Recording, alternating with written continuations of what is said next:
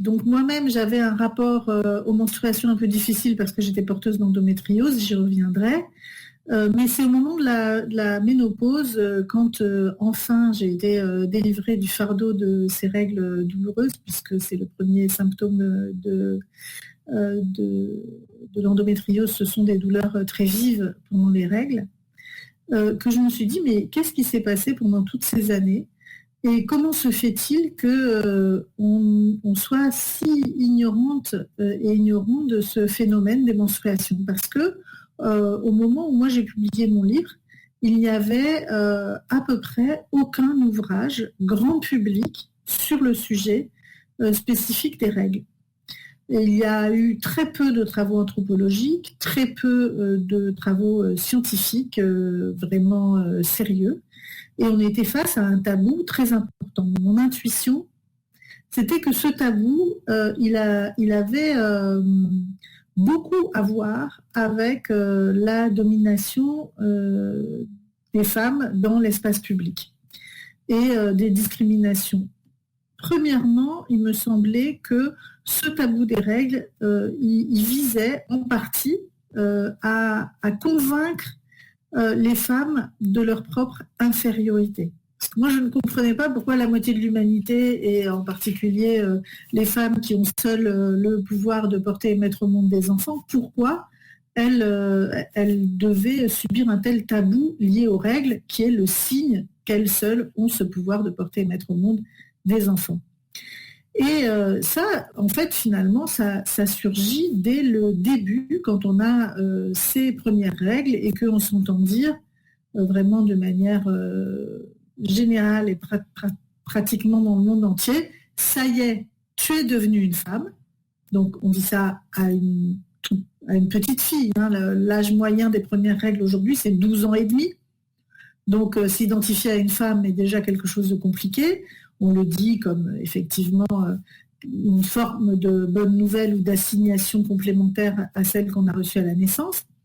Et en même temps, on reçoit un autre message qui est que les règles, il ne faut pas en parler, c'est sale, c'est dégoûtant, on n'en parle pas à table, tout le monde va pouvoir parler en famille facilement de son transit, de son caca, de s'il est bien allé, s'il a bien digéré, etc.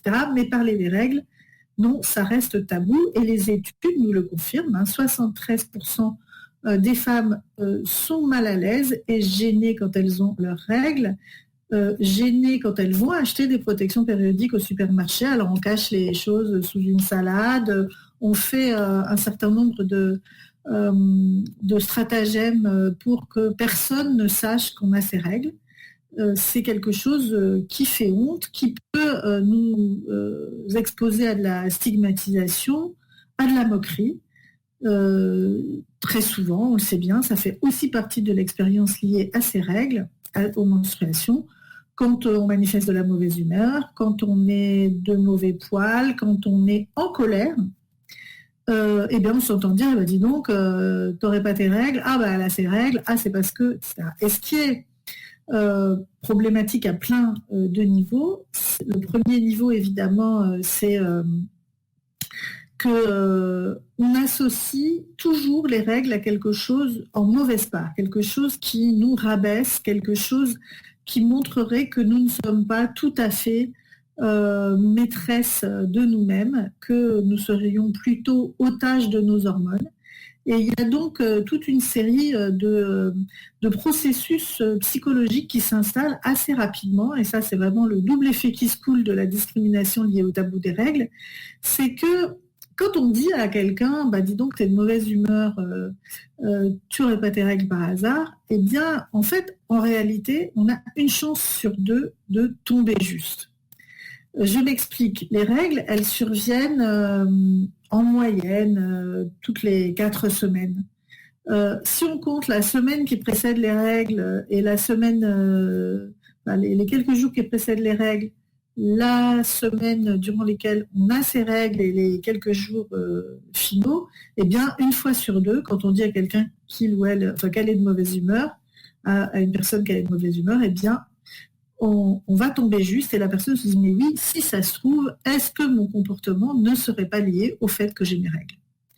Et tout ça alors qu'en même temps, il y a un déni massif et une absence de prise en compte très importante de la question des douleurs liées aux règles, qui affectent, on le sait, à un moment ou à un autre de sa vie menstruelle. Ça va durer 40 ans. Les règles, c'est pas quelque chose qui va survenir furtivement 2 ou 3 fois dans la vie.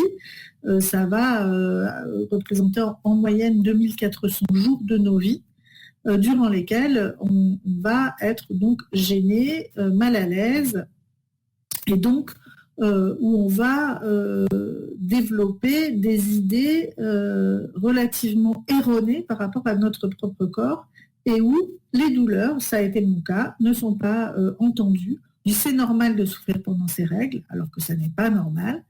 Donc on a aussi une absence de diagnostic des maladies propres au fonctionnement du cycle menstruel, comme l'endométriose, le syndrome des ovaires polykystiques. On est sur environ 15% des personnes qui ont leurs règles qui souffrent d'endométriose.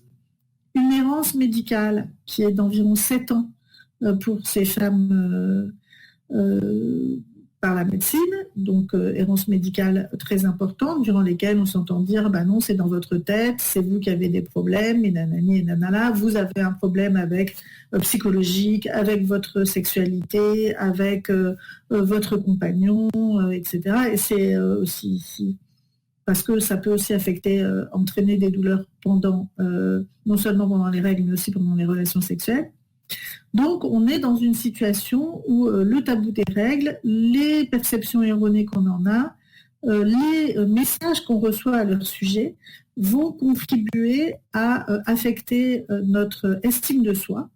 Parce que si on peut se faire rejeter pour quelque chose contre quoi on ne peut strictement rien, le fait d'avoir nos règles ne devrait absolument pas être... on n'y peut rien, ça ne devrait pas être un objet de discrimination. Le fait d'être potentiellement rejeté à cause de ça, ou rabaissé à cause de ça, ou discriminé à cause de ça, ça a un impact sur l'estime de soi, ça a un impact sur également la perception qu'on va avoir de son propre corps. Et ça, c'est quelque chose d'extrêmement important, c'est-à-dire que comme on est bombardé d'idées plus ou moins fausses et d'une maltraitance, je dirais, sociale et médicale autour du phénomène des règles, eh bien, on ne peut pas savoir identifier ce qui est normal ou ce qui ne l'est pas. On va se construire autour de cette question de la douleur intériorisée, non prise en compte et considérée comme une variante de la normale dans l'être femme.